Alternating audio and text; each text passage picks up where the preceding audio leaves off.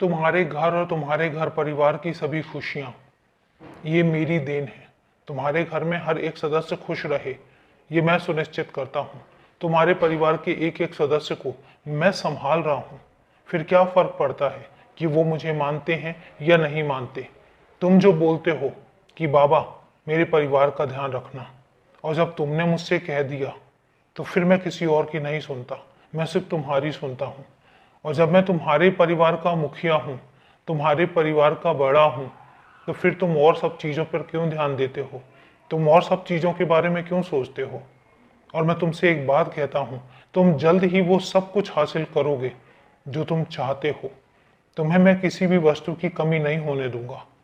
इतना याद रखना, ये मेरा तुमसे वादा है। तुम्हारी पूरी दिनचर्या पर मेरी नज़र होती है। ऐसा नहीं है कि मैं तुमसे नज़र हटा लेता हूँ। तुम कब क्या कौन सा काम करते हो ये भी मैं देखता रहता हूँ। मैं तुम्हें देखता हूँ कि तुम कितनी ईमानदारी से अपने काम करते हो, कितने प्यार से सबका ध्यान रखते हो, पर अपने बारे में सोचना भूल जाते हो, अपना ध्यान रखना भूल जाते हो। अब मैं तुमसे यही तो कहता हूँ कि ऐसा क्यों करते हो? अगर तुम सबका ध्यान रखते हो तो तुम्हारा अपना ध्यान रखना भी तुम्हारा प्रथम कर्तव्य है। अब इस स्थिति में जब तुम अपना ध्यान नहीं रख रहे हो तो फिर मैं तो तुम्हारा ध्यान रखूंगा ना। और तुम मेरी उदी का सेवन जरूर करना। मैं चाहता हूं कि तुम उदी लो। ये मेरी उदी तुम्हारी हर दुख हरी परेशानियों को दूर कर देगी।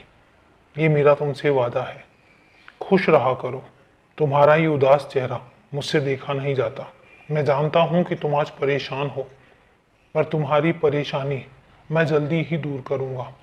ये तुम्हारे बाबा का तुमसे वादा है। खुश रहो, सदा खुश रहो।